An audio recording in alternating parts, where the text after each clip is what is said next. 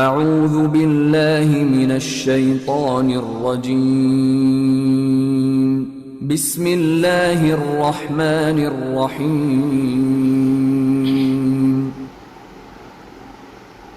اعوذ باللہ من الشیطان اللعین الرجیم بسم اللہ الرحمن الرحیم الحمد للہ ذی المن والاحسان وذی العز والسلطان الذي خلق الإنسان وعلمه البيان والحمد لله الذي نور قلوبنا بولاية محمد وآل محمد اللهم صل على محمد وآل محمد والحمد لله الذي جعلنا من المتمسكين بولايته أمير المؤمنين علي بن أبي طالب والسيدة الجليلة المخدومة المحرومة عن حق ميراث أبيها وعلى سيد الشباب أهل الجنة وآله الطيبين لا سيما على الحق الجديد وطلعة الرشيد إمام المنتظر المهدي أجل الله تعالى فرجه الشريف اللهم صل على محمد وآل محمد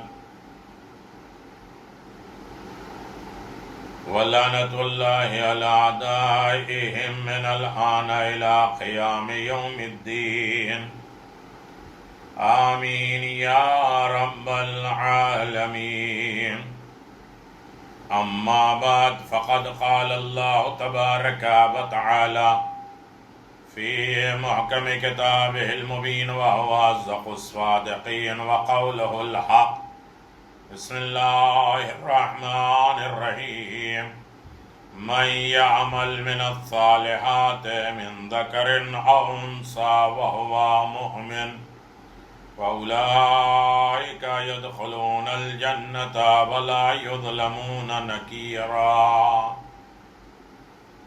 وقال أمير المؤمنين علي بن أبي طالب الجنة جزاء كل مؤمن محسن صدق الله العلي العظيم اللهم صل على محمد وآل محمد وعجل فرج آل محمد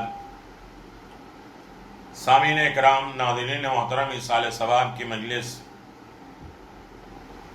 بعنوان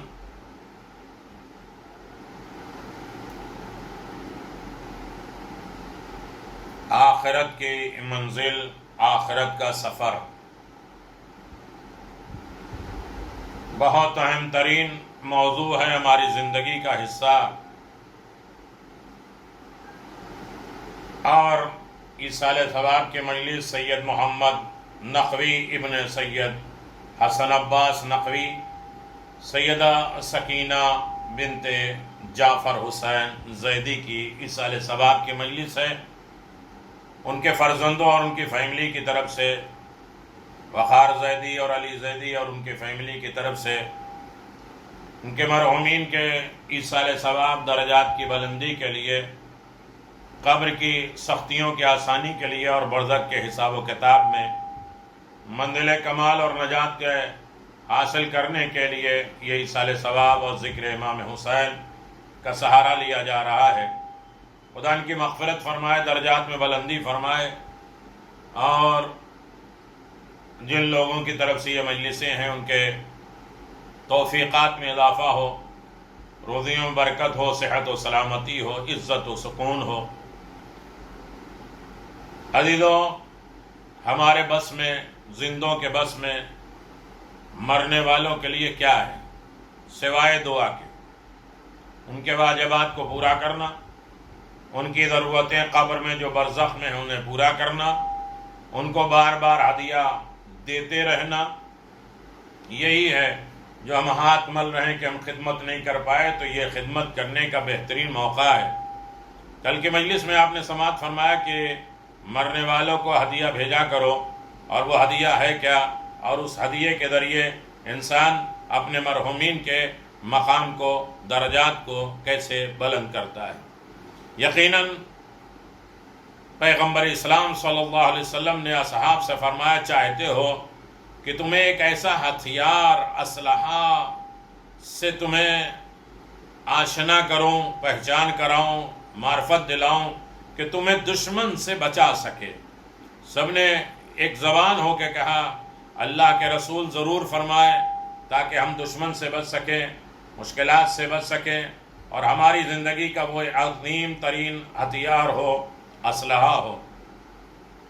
پیغمبر اسلام صلی اللہ علیہ وسلم فرماتے ہیں، رات دن خداوند عالم سے دعا کرتے رہو، چونکہ دعا مومن کا ہتھیار ہے، اسلحہ ہے.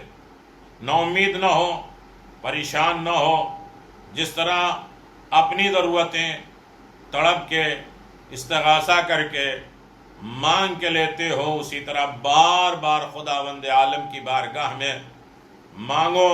امیر المؤمنین خود اعلان فرماتے ہیں کہ دعا مومن کی سپر ہے، زرہ ہے، جسے تیر، زخم، تلوار، نیزے، ان سب کے زخم نہیں لگتے، اس لیے کہ ایک سپر ہے، ایک زرہ ہے، ایک جوشن ہے. اگر دروازے کو، ڈور کو بار بار ناک کیا جائے، کھٹکھٹایا جائے، تو آخر میں گھر والے کبھی نہ کبھی عاجز ہو کے کھول دیتے ہیں.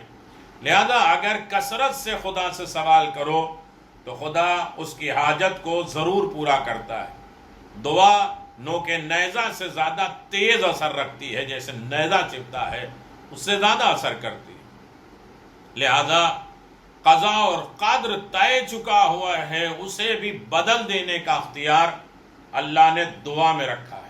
اور یقیناً اگر انسان کے پاس دعا جیسی دولت آ جائے تو وہ پریشان نہیں ہے. اپنے لیے، اپنے مرحومین کے لیے، اپنے زندوں کے لیے، اپنے تمام معاملات، آس پاس پڑوس لوگوں کے لیے دعا بہترین ہتھیار ہے. دعا کا سہارا لینا ہے. عزیزو، ہمارا موضوع ہے آخرت کی منزل، آخرت کا سفر، اور ہم برزخ تک پہنچے ہیں. برزخ دنیا اور جنت کے بیچ میں ہے. برزخ بھی جنت اور برزخ بھی جہنم ہو سکتی، لیکن ٹیمپریری، وقتی اعتبار سے جنت جیسا ماحول اور وقتی اعتبار سے جہنم جیسا ماحول. لیکن پھر اس کے بعد حساب و کتاب کی منزلیں، قیامت، سور، حساب، محشر، پل صراط گزرنے کے بعد فیصلہ، پھر ہمیشگی کے لیے جنت مل جائے گی. اور یقیناً جو غلط کام رہے گا، نیکوکار نہیں رہے گا، وہ اپنے سزا کو بھگت کے پھر جنت میں مومن شیعہ آ ہی جائے گا. اور شیعوں کے لیے، مومن کے لیے جنت ہے. میری گزارش ہے جی، برزخ اور بہت زیادہ اہم ترین موضوع ہے برزخ، یعنی حیات انسانی موت سے لے کر قیامت تک. وَمِن وَرَائِهِمْ بَرْزَخْ إِلَى يَوْمِ يُبْعَثُونَ. قرآن مجید سورہ 23 میں آیت نمبر 100 میں اعلان پروردگار ہے کہ ان کی موت کے بعد برزخ ہے. برزخ کے پردے کو کہتے ہیں، میں نے کہا تھا، جہاں دونوں چیز ملنے نہ دے، نہ دنیا نہ جنت کو درمیان میں رہے برزخ. عالم برزخی کی زندگی ہر انسان گزار رہا ہے. ائمہ معصومین نے کہا برزخ کو تم سنبھال لو، پھر شفاعت رہے گی. برزخ تمہاری کامیاب ہونا چاہیے. اور برزخ میں بار بار جنت جیسے ماحول ہونے کے بعد بھی، جہنم جیسے ماحول ہونے کے لیے بھی، مرنے والے کے چاہنے والے جو بھیجتے رہتے ہیں ان کے درجات بلند ہوتے جاتے ہیں، یہاں تک کہ فیصلہ ان کے حق میں جنت میں ہو جاتا ہے. لہذا برزخ کے موقع پر اپنے مرحومین کو کبھی فراموش نہیں کرنا ہے. اس دن تک کے لیے جب پھر اٹھائے جاؤ گے، ان کی موت کے بعد برزخ ہے. کب تک؟ جب تک قبر سے اٹھائے نہیں جاؤ گے۔ انسان کو یہ یقین کر لینا چاہیے کہ موت کے بغیر چارہ نہیں ہے، بغیر مرے کچھ نہیں ہو سکتا، نہ جنت نہ جہنم، مرنا تو پڑے گا۔ موت انسانی وہی روح اور بدن کے درمیان جدائی ہے، اور روح کا بدن سے کامل قطع کر لینا اور جدا ہو جانا، روح اور بدن میں بالکل منقطع ہو جائے۔ بدن سے روح کی جدائی کے بعد جسد انسانی مٹی میں گھل کر پھر خاک ہو جاتی ہے۔ روح بدن لطیف کے ساتھ وہی جدائی جو اسی جسم ڈھانچے کی طرح ہوتی ہے، لیکن شدت لطافت کے باعث چشم ظاہری آنکھوں سے نظر نہیں آتی۔ یہ بھی یقین رکھنا چاہیے کہ موت کے بعد عقائد اعمال میں پرشش کی جائے گی، سوال و جوابات کیے جائیں گے، ان کے جوابات تیار رہنے چاہیے کہ عقائد کے بارے میں سوال کیا ہوں گے، اعمال کے بارے میں کیا سوال ہوں گے۔ اللہ اس کی کیفیات تفصیلات کے بارے میں جاننا ضروری نہیں ہے، کہ اس امر کا یقین بھی ضروری ہے کہ برزخ میں بھی ثواب اور عقاب ہے، ثواب بھی ملے گا، عذاب بھی ملے گا۔ یعنی انسان اپنے کردار، عقائد اور کردار کی روشنی میں اس کا بدلہ بھی پائے گا اور اس کی سزا بھی پائے گا، یہاں تک کہ قیامت صغریٰ نمودار ہو جائے گی۔ برزخ میں حساب و کتاب بھی رہے گا اور صلہ بھی رہے گا، جزا بھی رہے گا، سزا بھی رہے گی، یہاں تک کہ قیامت صغریٰ آ جائے گی۔ مکمل ثواب الہی بہشت جاودانی ہے، مکمل ثواب جنت ہے۔ پھر نعوذ باللہ ہمیشہ کے عذاب کا مستحق قرار پائے گا تو ہمیشہ جہنم میں رہے گا، یا تو جنت۔ بہت سے مومن جو نامناسب کردار کے مالک ہوں گے، ان کے حساب اسی عذاب برزخ میں کر دیا جائے گا، اور اسی طرح روز قیامت انہیں کوئی مشکل درپیش نہیں ہوگی، ان کا فیصلہ جنت ہو جائے گی۔ اور برزخ کی تفصیل یقیناً معاد میں دیکھ لیجئے، دوسرے مقامات پر دیکھ لیجئے، اور یقیناً انسان ان کاموں پر یقین رکھے۔ اس بات کا لازمہ ہے کہ عقیدہ حقہ، توحید، عادل، نبوت، امامت، قیامت اس طرح مستحکم اور مضبوط ہو کہ دل میں بیٹھ جائے کہ اللہ کو ہم نے ایک کیوں مانا ہے، اللہ عادل ہی کیوں ہے، ظالم کیوں نہیں ہو سکتا، نبوت کی ضرورت کیا ہے، امامت کیوں چاہیے، پھر قیامت کی وجہ کیا ہے۔ یہ سارے عقیدے ہمارے پاس ہوں۔ اصول دین میں کم از کم ہماری 80 ویڈیوز آ چکی ہیں، جس میں تفصیلات کے ساتھ، بحث مباحثے کے ساتھ اصول دین کے رموز، اثرات، کیفیتیں پیش کی گئی ہیں، آپ اسے ملاحظہ فرما سکتے ہیں۔ میں یہ گزارش کر رہا ہوں کہ ہمارا عقیدہ مضبوط ہو، توحید الہی، عدل پروردگار، نبوت، امامت اور قیامت۔ امامت کے سلسلے میں سارے مراحل ہیں، مولا کائنات سے لے کے امام زمان عجل اللہ تعالی فرجہ الشریف، ان کی محبت، ان کی ولایت، ان کی اطاعت، ان سے مودت، یہ سارے لازمہ ہیں۔ ان کے غموں میں غمزدہ ہونا، ان کے خوشیوں میں خوش ہونا، یہ سارے لازمہ عقیدے ہیں، اور عقیدے کو مستحکم ہونا چاہیے۔ اور سوال کے وقت انسان گونگا اور حیران اور پریشان نہ ہو، نیز ہر عمل، واجبات اور مستحبات کی ادائیگی کے لیے ایک لحظے میں فارغ نہ بیٹھے، بلکہ انسان واجبات اور مستحبات کی ادائیگی میں ہر وقت فکر مند رہے، عمل کرتا رہے، چونکہ وقت کم ہے، نتیجہ بہت نزدیک ہے۔ برزخ کی طرف آ جائے، کیونکہ انسان اور اس کے اعمال کے نتیجے کا فاصلہ سوائے موت کے اور کچھ نہیں ہے۔ اعمال ختم ہو جائیں گے، حساب کتاب باقی رہ جائے گی۔ مولا نے فرمائی، یہ دنیا جہاں اعمال کی جگہ ہے، آخرت جہاں حساب کے، وہاں نہ انسان عمل کر سکتا ہے، نہ یہاں حساب کر سکتا ہے، کیونکہ انسان اور اس کے اعمال کے نتیجے کا فاصلہ سوائے موت کے اور کچھ نہیں ہے۔ اور وہ بھی ہر لحظہ ہر لمحہ انسان کو آمادہ کرتی، تیار کرتی ہے قیامت پر یقین، یعنی جس دن اولین و آخرین کے افراد محشور کیے جائیں گے اور ایک جگہ جمع ہوں گے، وہ دن جب کہ چاند سورج کی روشنی ختم ہو جائے گی، اور وہ دن جب کہ پہاڑ مسلسل زلزلوں کے باعث ٹوٹ کے چکنا چور ہو جائیں گے، نرم ذرات کی طرح ہو جائیں گے، وہ دن جس کے زمین اور آسمان تبدیل ہو جائیں گے، وہ دن جب ایک طبقے کے لوگ نہایت امنیت، امان، خوشحال، کشادہ روی سے اپنے نام اعمال کو اپنے داہنے ہاتھ میں، رائٹ ہینڈ میں لیں گے، اور دوسرا طبقہ انتہائی شدت، اضطراب، رنجیدہ کیفیت میں اپنے نام اعمال کو بائیں ہاتھ میں لیے ہوں گے۔ وہی دن ہے جسے خداوند عالم نے یوم عظیم قرار دیا ہے۔ اسی طرح بزرگان دین کی یاد سے خوف زدہ، غمگین ہو کر گریہ اور نالہ کرتے ہیں۔ واقعاً ہر بیدار دل جو زندہ دل ہے، اگر اس دنیا کے اوصاف قرآن، دنیا کے قرآن کی صفتوں میں پڑھے، قرآن میں دنیا کے تعریفات کیا کی گئی ہے، اور تھوڑا سا دقت کرے، غور کرے، فکر کرے، تو اسے آرام اور قرار اس سے چھین جائے گا، دنیا سے اور اس کی لذت سے دل اٹھ جائے گا، اس لیے کہ ہم نے غور نہیں کیا، قرآن پڑھا نہیں، معصومین کی حدیث، روایات، واقعات پر غور نہیں کیا، ورنہ یہ دنیا بیکار ہوتی ہے۔ دنیا کی حیثیت انسان کے دماغ میں آ جائے، سمجھ میں آ جائے، تو انسان اپنے آپ کو سیو کر سکتا ہے، اور اس دن کے خوف سے اللہ تعالیٰ سے پناہ طلب کرتا ہے۔ اس بات کا جاننا کہ قیامت کب برپا ہوگی لازمی نہیں ہے کہ قیامت کب آئے گی، قیامت کی کیفیت اور حالات کے لیے اپنے آپ کو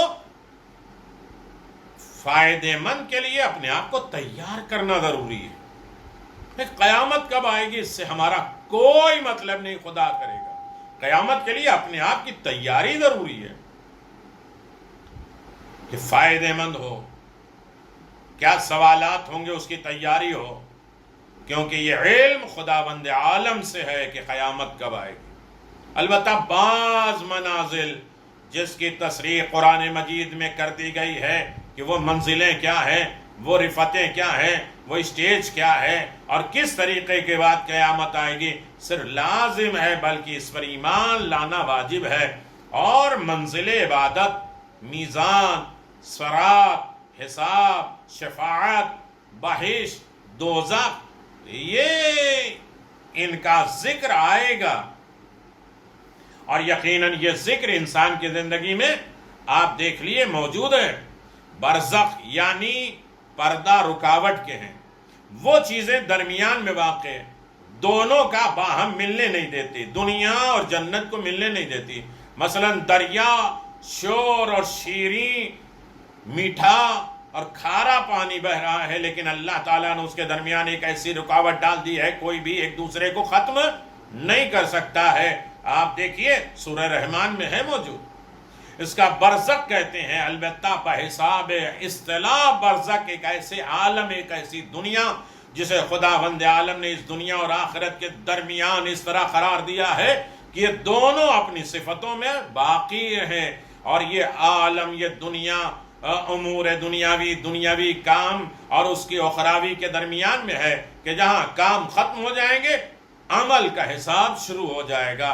برزخ میں سر درد، دانتوں کا درد، دوسرے درد جو ہے وغیرہ نہیں ہوں گے، یہ سب تو اس دنیا کی مادی ترکیبات کا لازمہ ہے، لیکن مجردات ہیں، لہذا البتہ بصراحت آخرت میں نہیں ہے، اور یہ یعنی اہل معصیت، اہل معصیت کے لیے، اہل گناہ کے لیے ظلمات محض، اہل اطاعت کے لیے نور محض نہیں ہے۔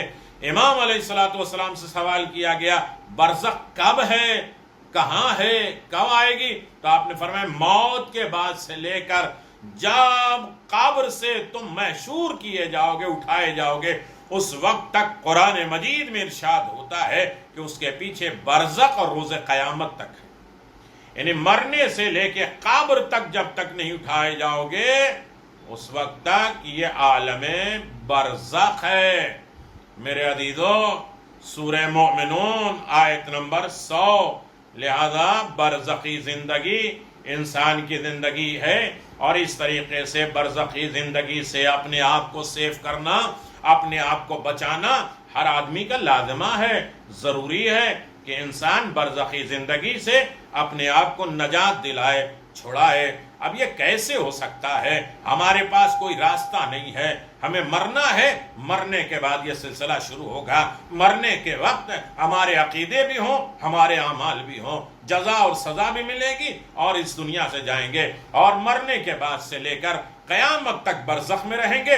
برزخی زندگی بڑی خطرناک ہے، یا تو جنت ہے یا جہنم ہے. سزائیں بھی ہیں، صلہ بھی ہے. لیکن کس طریقے سے مرحومین اپنے چاہنے والے کو اس منزل سے بچا سکتے ہیں؟ میرے عزیزو، یہاں تک بات چلی تھی کہ دارالسلام ایک کتاب ہے، ملا جعفر ابن عالم صالح محمد حسین طبرسانی، جو تیلک نامی بستی کے رہنے والے تھے، وہ کہتے ہیں میری، نور اللہ کہتے ہیں میری ان سے دوستی تھی. جب طاعون کی بیماری، ایک طریقے کی خطرناک بیماری، آج جیسی بیماری پھیلی ہے اسی طرح طاعون کی وبا عظیم آئی، جس نے تمام علاقے کو اپنی لپیٹ میں لے لیا، تو اتفاق ایسا ہوا کہ لوگوں کی ایک بہت بڑی تعداد فوت ہو گئی، مر گئی. طاعون کی بیماری آئی، بہت بڑی بیماری آئی، اور علاقے جو ہے وہ لوگ ختم ہو گئے. جنہوں نے آپ کو وسیع بنایا تھا، نائب بنایا تھا، ان کی وصیت کے مطابق مال جمع کر لیے تھے، لیکن وہ مال ابھی مصرف میں خرچ بھی نہیں ہوئے تھے. لوگ کہتے ہیں نا ایسے یہ وبا پھیلی ہے، مال بچاؤ، پیسہ بچاؤ، حالات کیا ہونے والے ہیں. نہیں ہے. وہ کہتے ہیں میں نے جسے وسیع بنایا تھا ان کو کہا تھا مال بچاؤ، لیکن جو مال بچا تھا وہ ابھی خرچ بھی نہیں ہوا، وہ بھی طاعون سے ہلاک ہو گئے. جن کو وسیع بنایا تو ان کے پاس مال تھا کہ غریب، غربا، فقراء، ضرورت مند، بھوکے کو بانٹو، لیکن ابھی وہ بانٹ بھی نہیں پائے تھے کہ انہیں موت آ گئی، اور وہ مال ضائع ہو گئے، برباد ہو گئے، صحیح مصرف پہ خرچ نہ ہوئے جہاں خرچ ہونا چاہیے. جب اللہ تعالیٰ کے فضل و کرم سے میں حضرت ابو عبداللہ حسین ابن علی علیہم السلام کی قبر کی زیارت سے مشرف ہوا تو کربلا معلی میں نے ایک رات خواب میں دیکھا کہ ایک آدمی کی گردن میں زنجیر ہے، اور جس سے آگ کے شعلے نکل رہے ہیں، اور جس کو دونوں طرف کے 2 آدمی پکڑے ہوئے ہیں. زنجیر والے شخص کی زبان، زنجیر والے آدمی کی زبان اتنی لمبی ہو چکی ہے کہ اس کے سینے تک زبان لٹک رہی، سینے تک زبان لٹک رہی ہے. جب اس نے مجھے دیکھا تو وہ میرے نزدیک آیا. میں نے دیکھا تو وہ میرا دوست ملا جعفر تھا. میں نے اس کے حالات پر تعجب کیا. اس نے میرے ساتھ بات کرنا چاہی اور فریاد کرنا چاہی، رونا چاہا. وہ دونوں لوگوں نے زنجیر کو کھینچا اور پیچھے ہٹا دیا، مجھ سے بات نہیں ہونے پائی.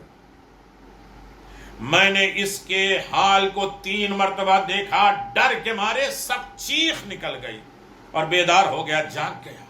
اللہ اکبر، کیا حال ہے. ہم تو بھول جاتے ہیں اپنے مرحومی، تھوڑے دن یاد رہتا ہے، لیکن وہ برزخ میں کیا عالم ہے، ہمیں کس طرح سے تیاری کرنا ہے، ہمارے حالات کیا ہوں گے. وہ کہتے ہیں نا مرحومین کہ ہم بھی چھیٹ تھے، ہم بھی طاقتور تھے، ہم بھی سب بھول گئے تھے، لیکن آج حالات بہت خراب ہے. لہذا کل ایسا نہ ہو کہ تم بھی اسی عالم میں، اسی گمان میں ہو اور حالت تمہاری خراب ہو جائے. نہ زنجیر جس سے آگ نکل رہی تھی، دونوں آدمی نے اسے کھینچ لیا، مجھ سے بات نہیں کرنے دیا. میری چیخ نکل گئی، میں بیدار ہو گیا، جاگ گیا۔ میری اس چیخ کو سن کر میرے نزدیک سویا ہوا ایک اور عالم بھی جاگ گیا۔ میرے پاس میں ایک آدمی سو رہا تھا، عالم، وہ جاگ گیا۔ میں نے خواب کے واقعے اس کے سامنے بیان کیے۔ اتفاقاً وہ وقت جب میں بیدار ہوا، جاگا، صحن حرم شریف کے دروازے کھلنے کا وقت تھا۔ نجف اشرف کا دروازہ یا امام حسین کا دروازہ کھلنے کا وقت تھا۔ دونوں روایتیں ہیں کہ نجف میں تھا یا کربلا میں۔ دروازہ کھلنے لگا۔ میں نے اپنے دوست سے کہا بہتر ہے کہ حرم شریف میں جا کر زیارت کریں، ملا جعفر کے لیے استغفار کریں۔ انسان ہمارے ہاتھ میں کیا ہے مرحومین کے لیے؟ شاید اللہ تعالیٰ ان پر رحم کرے۔ اگر یہ خواب رویا سچا ہے، یہ خواب سچا ہے، پھر ہم حرم شریف میں داخل ہوئے، اپنے ارادے کے مطابق عمل کیا۔ اب اسے تقریباً 20 سال گزر گئے، مگر ملا جعفر کے متعلق کچھ خبر نہیں کہ ان کے برزخ کی زندگی کیا ہے۔ اور میرا گمان یہ ہوا کہ ان پر یہ عذاب لوگوں کے مال کی تقصیر کے باعث ہے۔ لوگوں کے مال ان کے پاس جمع ہوتے تھے لوگوں کو بانٹنے کے لیے، لیکن وہ صحیح طریقے سے اسے بانٹ نہیں پائے، انہیں موت آ گئی اور اس کا حساب و کتاب شاید نہیں دے پائے، اس وجہ سے ان کے اوپر عذاب نازل ہو رہا ہے۔ میرا گمان یہ تھا۔ اللہ اکبر! اللہ تعالیٰ نے مجھے اپنے فضل و کرم سے خانہ کعبہ کی زیارت اور حج سے فارغ کیا۔ میں خانہ کعبہ بھی گیا، زیارت کیا، حج کیا، اور جب مدینے کی طرف واپس ہوا، مجھے وہ دن عارضہ ہوا، بیماری ہوئی، پیر سے بیماری ہو گئی، چلنے پھرنے کے لیے میں معذور ہو گیا۔ میں نے اپنے ساتھیوں سے التجا کی کہ مجھے غسل دے کر لباس تبدیل کرائیں، کندھوں کا سہارا دے کر رسول خدا کے روضے مبارک پہ لے چلیں۔ میرے مرنے سے پہلے میرے دوستوں نے میرے کہنے کے مطابق عمل کیا۔ جب میں روضہ مطہر میں داخل ہوا تو بے ہوش ہو گیا۔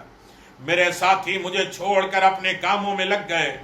جب مجھے ہوش آیا تو مجھے کندھوں پر اٹھا کر ذریعہ مقدس کے پاس لے کے گئے، رسول کے روضے پر۔ اللہ سب کو زیارت نصیب کرے۔ میں نے زیارت کی، پھر وہ مجھے روضہ رسول کے پیچھے جناب سیدہ سلام اللہ علیہا حضرت فاطمہ زہرا سلام اللہ علیہا، اللہم صلی علی محمد و آل محمد یا فاطمہ الزہرا اغثنی۔ حالات بڑے خراب، مشتعل، پریشان لوگ ہیں، بیمار، تکلیف دہ، مصائب اور آلام میں پھنسے ہوئے۔ شفاعت کبریٰ جناب سیدہ کے پاس ہے، محشر میں بھی، قیامت میں بھی، حساب و کتاب کے منزل پر بھی سب سے زیادہ معاف کرانے کی طاقت جناب سیدہ کے پاس ہے۔ اللہ اکبر! رسول خدا کے روضے کے پیچھے بالکل ہے جناب سیدہ کا مکان، وہاں لے گئے۔ جناب سیدہ کی زیارت گاہ ہے، میں وہاں بیٹھ گیا۔ زیارت کرنے کے بعد اپنی شفا کے لیے دعا کی۔ جناب سیدہ سے مخاطب ہوا، بات کرنے لگا، عرض کیا کہ ہم تک ایسی روایت پہنچی ہے جس سے ظاہر ہوتا ہے کہ آپ کو اپنے فرزند حضرت امام حسین سے زیادہ محبت ہے۔ بی بی سیدہ، میں نے پڑھا ہے کہ آپ کو سب سے زیادہ اپنے بیٹے حسین سے محبت ہے، میں ان کی قبر کا مجاور ہوں، آپ ان کے واسطے خدا تعالیٰ سے میرے لیے دعا کر دیجئے۔ میرے عزیزو، شفا دے دیے، مجھے شفا دے دیے۔ پھر رسول اکرم کی طرف متوجہ ہوا، اپنی حاجت طلب کی اور اپنے تمام مردہ دوستوں کے لیے حضرت سے شفاعت کی التجا کی۔ ہر ایک کا نام لے کر دعا کی کہ اچھے موقع مل جائیں تو مرحومین کو فراموش نہ کیا کرو، ان کے لیے بھی دعا کرا کرو۔ دعا کی، یہاں تک کہ ملا جعفر کا نام بھی آ گیا۔ اس وقت مجھے پرانا خواب یاد آ گیا، میرا حال بدلنے لگا، متغیر ہونے لگا اور میں گڑ گڑا کے رونے لگا۔ ان کے لیے مغفرت اور شفاعت کی دعا مانگنے لگا۔ میں عرض کیا کہ میں ملا جعفر کو آج سے 20 سال پہلے برے حال میں دیکھا، میں اپنے خواب کے سچے اور شیطانی ہونے کے متعلق کچھ نہیں سمجھتا کہ وہ شیطانی خواب تھا یا سچا خواب تھا۔ بہر صورت جہاں تک ممکن تھا میں نے خشوع خضوع اخلاص کے ساتھ ان کے حق میں بخشش اور نجات کی دعا مانگی۔ میں نے اپنے بیماری میں کمی محسوس کی، اٹھا بغیر دوستوں کے سہارے کے مقام پر آ گیا، گھر میں آ گیا، میرا مرض جناب سیدہ کی برکت سے دور ہو گیا۔ اللہم صلی علی محمد و آل محمد۔ پروردگار تمام مومنین مومنات کی بیماریاں جناب سیدہ کے طفیل میں شفایا ختم ہو جائے، مرحومین کی مغفرت ہو، درجات میں اعلیٰ علین ہو، بقی روضہ رسول زیارت امام حسین کا شرف عنایت فرمائے۔ کہتے ہیں کہ جب ہم مدینے سے چلے تو احد کے مکان پر ٹھہرے جہاں جناب حمزہ کی قبر ہے۔ جب ہم وہاں پہنچے تو وہاں پر شہدائے احد کی زیارت کی۔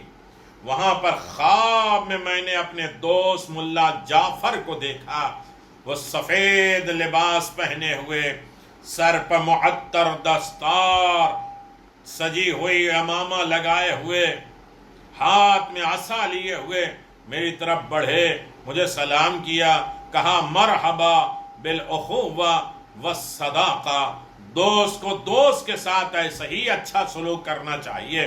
تم نے میرے ساتھ بڑا اچھا سلوک کیا، جیسا تو نے میرے ساتھ کیا ہے اللہ تمہیں کامیاب کرے۔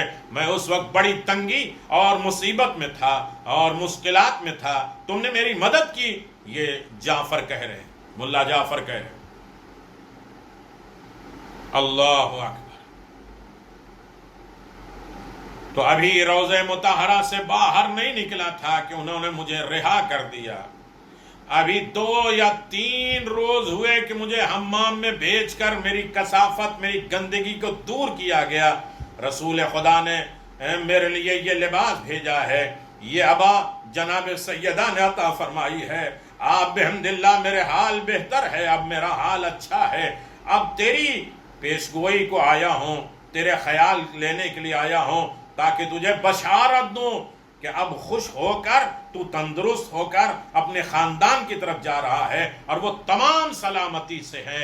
اسی لیے اللہ کا شکر ادا کرتے ہوئے میں خوش و خرم بیدار ہو گیا۔ یعنی ایک لمحے کے لیے جناب سیدہ سے واسطہ دیا ہے تو مجھے بھی اللہ نے جناب سیدہ کے صدقے میں شفا دے دی اور ملا جعفر کو اتنے مصائب اور اعلام کے بعد معاف کر دیا۔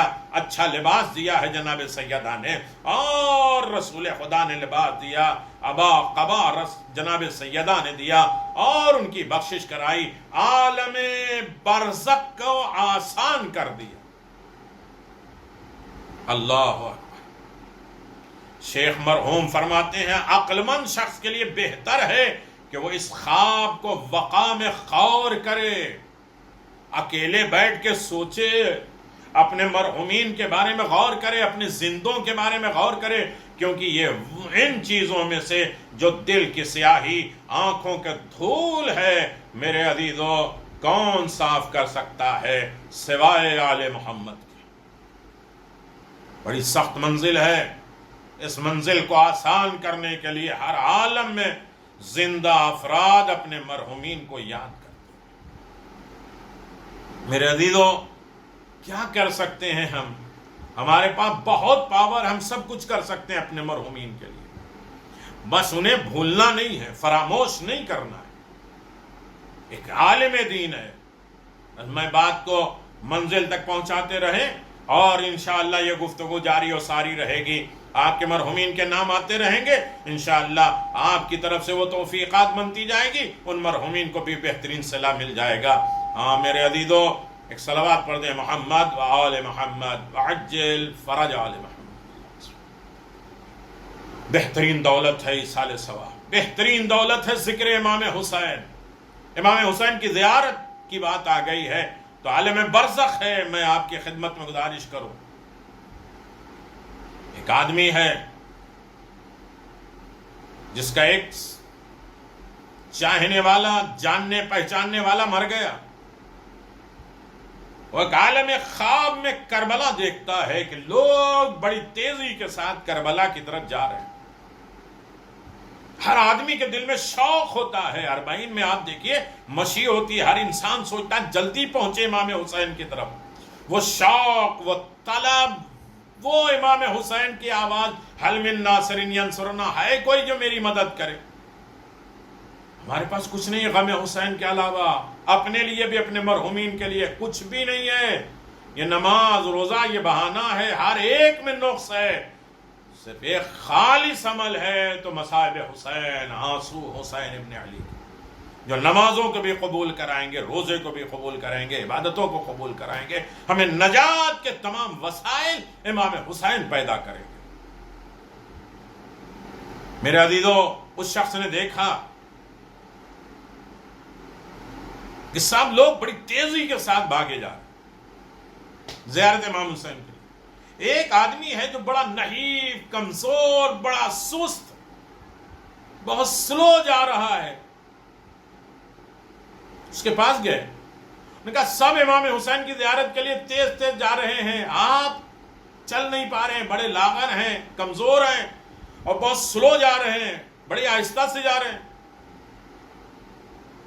انہوں نے کہا کہ یہ عالم برزخ ہے، میں زیارت حسین کے لیے جا تو رہا ہوں. یہ نہ سوچو کہ برزخ میں جنت کی منزل مل گئی. ہاں زیارت امام حسین کے لیے جا رہا ہے یعنی نیکوکار ہے، لیکن اعمال کمزور ہیں. کہ مجھے کوئی بھیجنے والا دینے والا نہیں ہے، مجھے اعمال صالحہ کی ضرورت ہے، مجھے نیک عمل کی ضرورت ہے، اس لیے میرا پاور ختم ہو گیا ہے. کہا کیا ہوا؟ کہا میرا ایک بیٹا ہے، اکیلا اکلوتا، اور وہ مجھے کچھ بھی نہیں بھیج رہا. میں اکیلا اس طرح پریشان ہوں، کیا کروں؟ یہ تو کچھ اعمال ہیں جس کی وجہ سے یہ صلہ ہے کہ مجھے توفیق زیارت امام حسین ملی ہے، لیکن جیسے شوق کے ساتھ، تیزی کے ساتھ لوگ جا رہے میں نہیں جا پا رہا. لہذا میرے ساتھ احسان کرو، میرے بچے کو جا کے سمجھاؤ، یہ خواب میں دیکھ رہے. ایڈریس پوچھا، پتہ پوچھا، اور بیدار ہوئے. جب جاگے تو اس طرف چلے گئے. گاؤں میں پتہ کیا وہ لڑکے کا تو معلوم ہوا باہر کہیں گیا ہے. تو تالاب کے اوپر، ندی یا نہر کے اوپر نہانے گیا، پانی میں کھڑا ہے. یہ پہنچا ہے، سلام دعا ہوئی کہ میں تمہارے باپ کی طرف سے آیا ہوں، تم ان کے اکلوتے بیٹے ہو، تم ان کے طرف کچھ فاتحہ، دعا، نماز، واجبات ادا کیوں نہیں کرتے؟ اللہ اکبر. میں نے کہا میں کچھ نہیں دوں گا. انہوں نے بہت سمجھایا، اصرار کیا کہ تمہارے ساتھ بھی ایسا ہوگا، تمہیں بھی لوگ بھلا دیں گے، تمہاری زندگی کب تک ہے، موت حقیقت ہے. بہت اصرار کیا تو وہ ناراض ہو گیا، غصے کے عالم میں. میرے سامنے پانی اٹھایا اپنے ہاتھ میں، چلو لے کر میری طرف پھینکا. 3 مرتبہ میرے پاس پانی پھینکا. میں باہر کھڑا رہا اور بھگا دیا مجھے، جاؤ، مجھے کچھ نہیں دینا، لینا ہی ہے، لو پانی. 3 چلو پھینک دیا.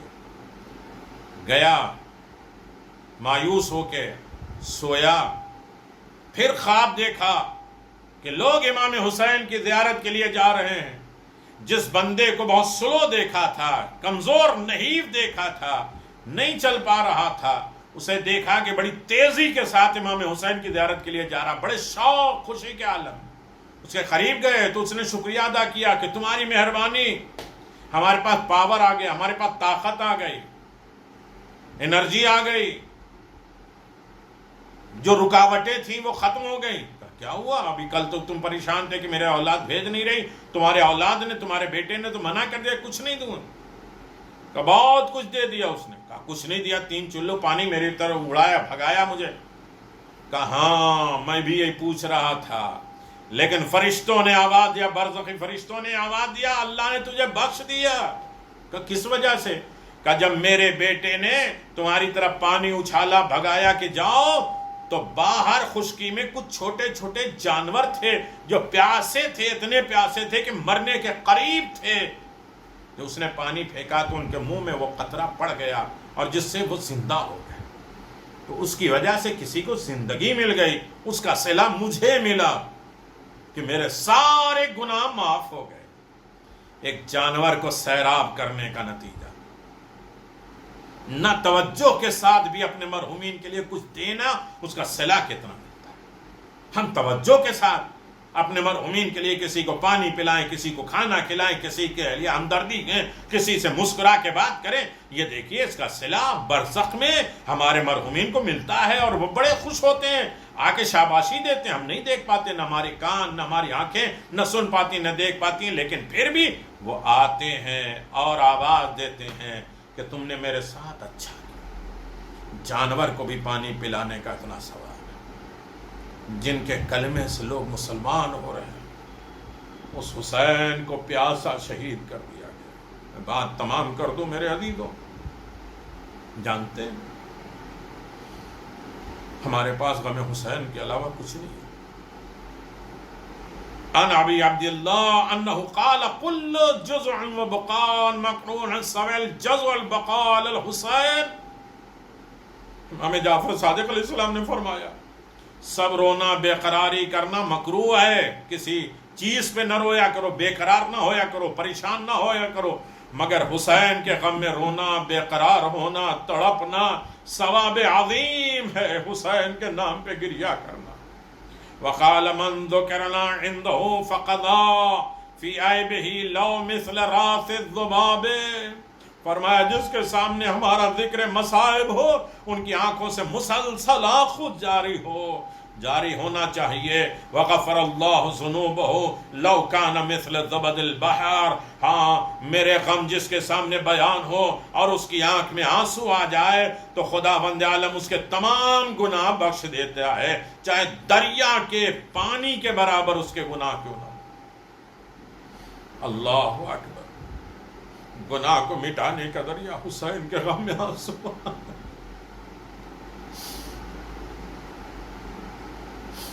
مسمع ابن عبد الملک نے امام جعفر صادق علیہ السلام سے روایت نقل کی ہے. بس اشارہ میرے عزیزو، آپ اپنا اجر و ثواب، اپنے مرحومین کو اجر و ثواب، اپنی نسلوں کو بھی غم حسین کی دولت دے. یہ مجلس امانت ہے، صحیح طریقے سے ٹرانسفر کریے اپنی اولاد کو، اپنے گھر والوں کو. مجلس ایک تہذیب ہے، زندگی کو منظم کرنے کے لیے، زندوں کے لیے فائدہ، مرنے والوں کے لیے فائدہ. ذکر حسین. مسمع ابن عبد الملک نے امام جعفر صادق علیہ السلام سے روایت نقل کی. بس یہی بات میں کہہ دوں، بات تمام ہو جائے. ایک دن حضرت نے مجھ سے پوچھا، اے مسمع تو اہل عراق میں سے ہے، زیارت امام حسین کو جانتا ہے؟ فقلت لا انا رجل من اہل البصرہ. مولا میں اہل عراق میں نہیں. اس وقت بصرہ الگ تھا عراق سے، بصرہ کا رہنے والا. میرے پاس کچھ ناسبی ہوا خواہ خلیفہ رہتے ہیں، اس سبب سے میں زیارت سے محروم ہوں. کچھ گناہگار ایسے ناسبی لوگ رہے ہیں جن کے عتاب میں ہیں، جن کی دشمنی میں ہیں. قال اتذکر قرمن صنع من کل بلا. اللہ اکبر.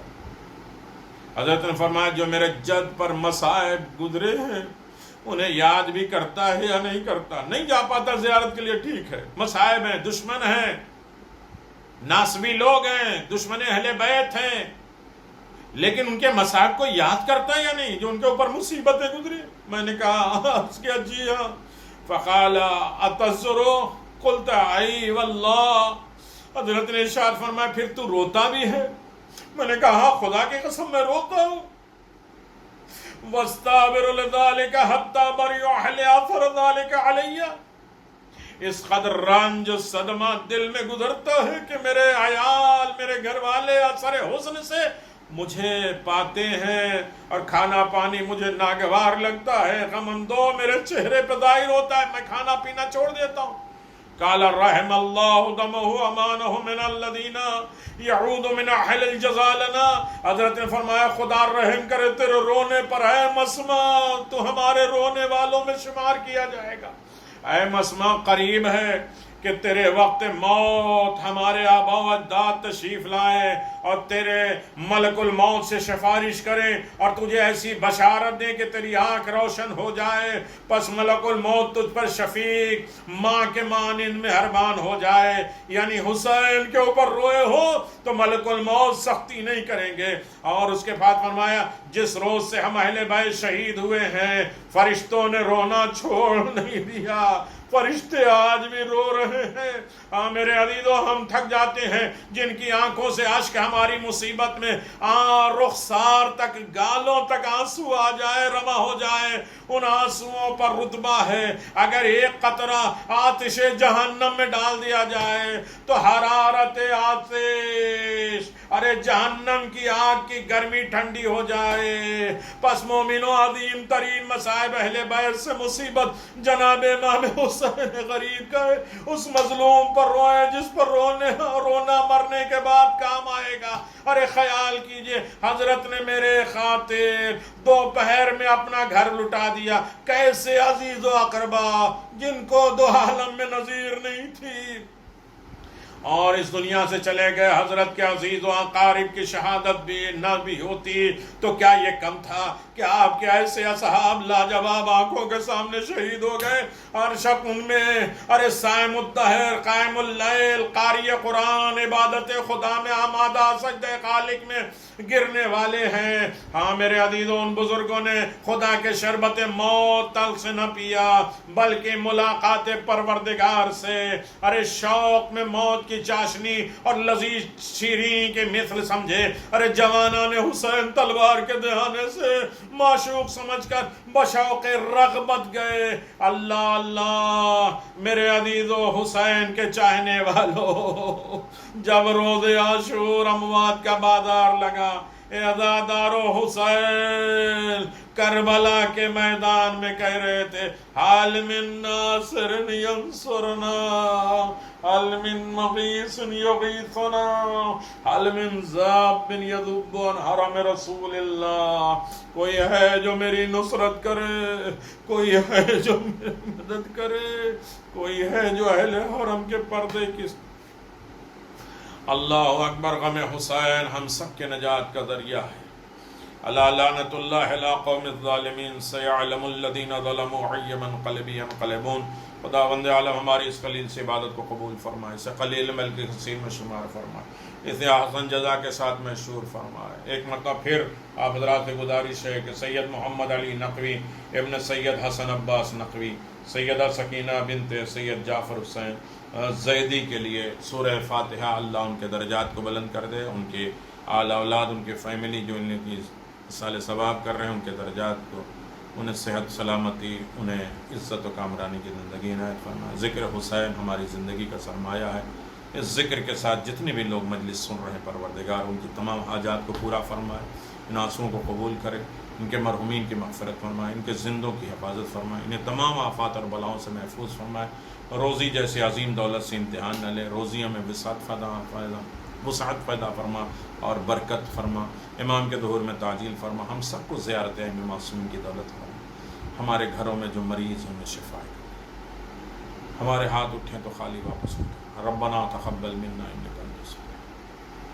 بسم اللہ الرحمن الرحیم، الحمد للہ رب العالمین، وإیاک نستعین۔